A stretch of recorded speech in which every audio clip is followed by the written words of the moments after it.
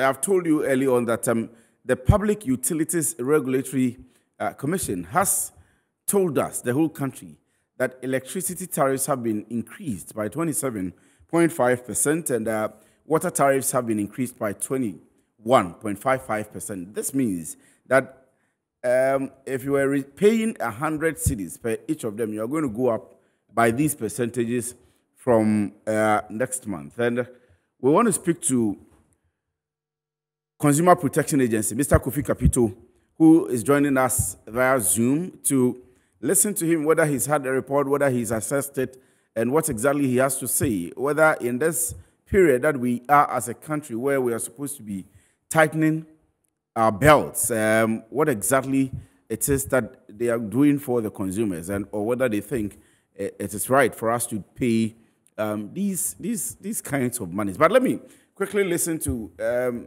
the board of the commission, PURC, and then we'll come to Mr. Kofi Kapito. That some level of increases in utility tariffs were inevitable if the nation was to avoid another doomsday and its attendant effects, including job losses. The Commission therefore decided, after rigorous and objective analysis and extensive consultations, to increase the end-user electricity tariff by 27.15% and water by 21.55%, effective 1st September 2022. For the first time since the establishment of PURC 25 years ago, industry, including small and medium-scale enterprise business owners such as hairdressers, beauty salons, barbering shops, dressmaking shops, welders, mechanics, coal stores, chop bars, vulcanizers, carpenters, among others, who pay a tariff lower than the residential consumer. The economic factors, exchange rate, inflation, cost of production, among others, the utility-related factors, the operation, maintenance, and other investment, and most significantly, the general conditions of the consumer who will pay. All these were considered in arriving at the decision. Right, so you heard the Chief Executive Officer of the PURC. Let me quickly run to Mr. Kofi Kapito, who is joining us live on Zoom. And let me welcome you first. Chief, I hope you're doing well. Doing great. Good evening to your viewers or your listeners. But the question is, what are you doing at this stage? So I have two major questions for you. The Chief Executive Officer of PURC cites inevitable situations that we find ourselves as a country. He talks about doomsday, he talks about job losses, and he says he's done extensive consultation. I don't know whether the extensive consultation, the Consumer Protection Agency was consulted. And do you think these reasons are good enough to increase the tariffs by these percentages? Let me just say that the Mr. Aka and his PURC and the board, yes, they did consultation, but the actual numbers that they put together, the CPA was not privy to it. But in terms of us being consulted and asked as to what we want to contribute, yes, we were invited. But when they say extensively and an inclusive, I have a little challenge about where his inclusiveness is coming from.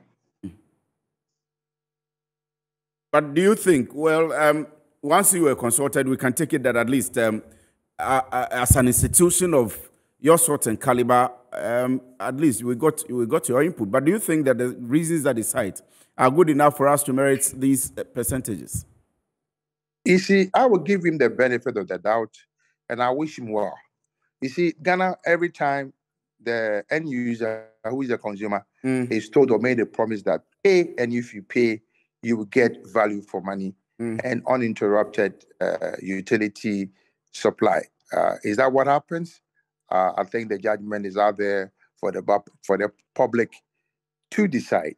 So to me, I'll give him the benefit of the doubt. He's the new chief executive officer. Him and his team and their board. Yes, it's true they did a lot of consulting, but consulting and then taking the views of the people. And I don't know whether our views coming from the consumer side, that was very much inclined that it is the wrong time, it is not appropriate, but they know that if they don't do it, maybe something will happen. My only thing that I hold him accountable is his promise that this is going to cut unemployment, is going to make sure that the utilities are delivered prompt and untimely. But Kofi, this suggests that they have gone against your advice. You think that it's wrong timing, even though they consulted you. They probably consulted you just for consultation reasons and not to actually take your views on board. I can't say that I'm not the only agency that was consulted, but the question is, you know what is interesting in Ghana? At this particular moment, everything is going up and up, except the salary or the incomes of the Ghanaian.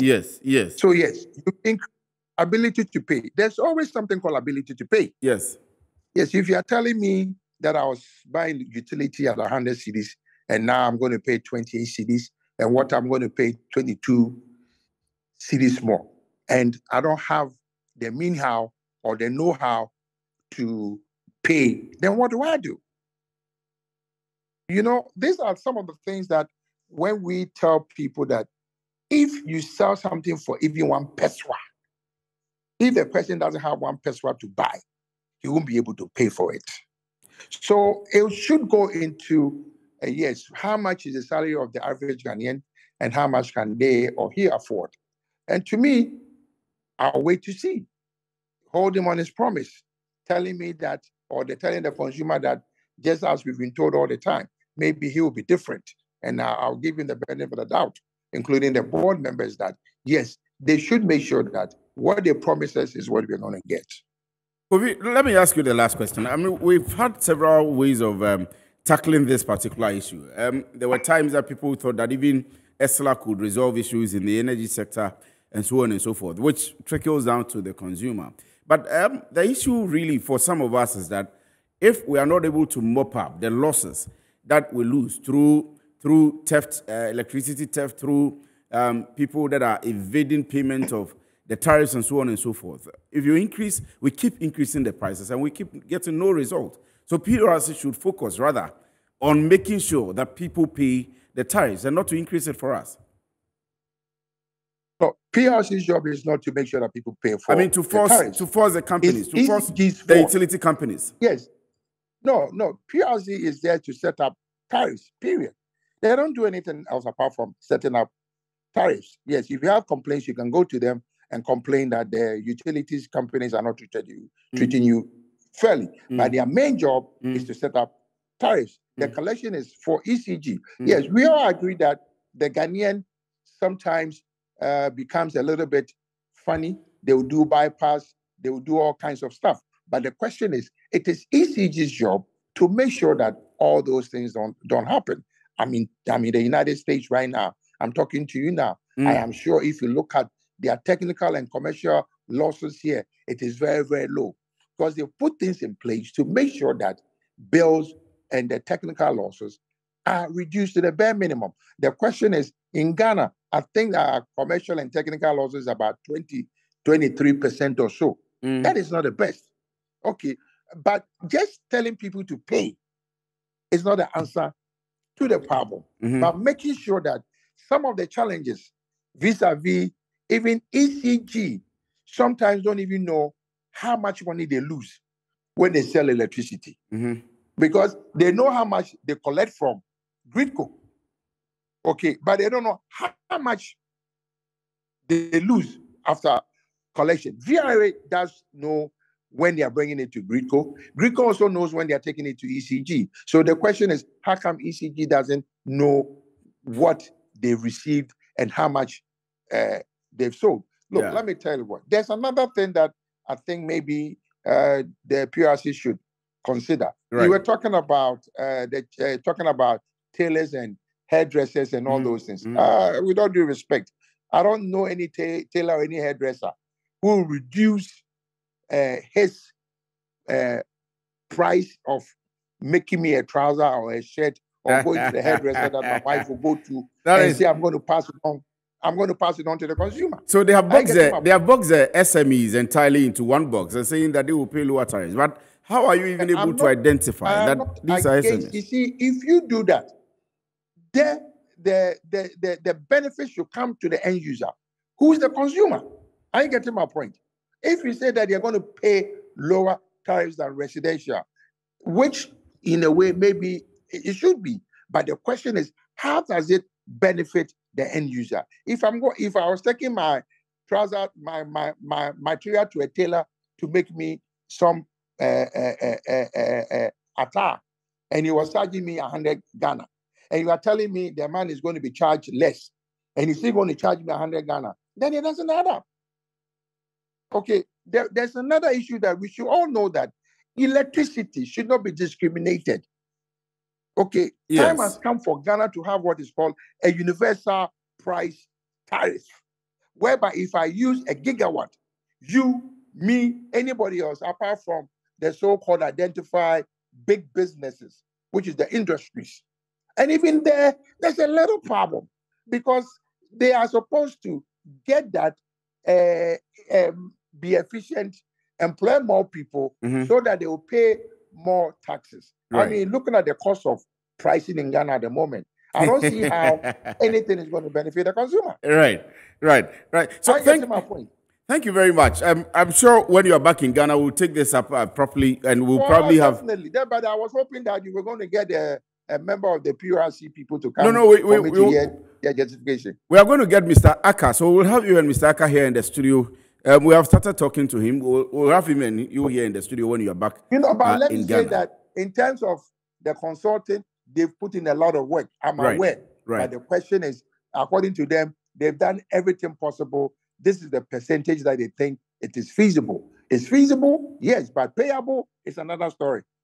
Right. Thank you very much. So, Mr. Kofi Kapito of the Consumer Protection Agency believes that it is feasible for you to increase it, but as to whether it's payable by we the customers that are supposed to make the payments, actually, that's another discussion for us to do. There are lots of messages that are coming up. Keep your messages coming in. This one says, I am George from Kaswa. They are right looking at the current situations and we understand them. But when you are asked to tighten your belt while politicians are losing their belt to satisfy their families, I think it will be difficult and this will lead to many illegal connections. It's unfortunate. You keep your messages coming in. At the end of the show, I will pick all of these messages. But I have already picked the call. Nuru from Abua, so let me listen to you and then I'll come to internal audits. Nuru, talk to me.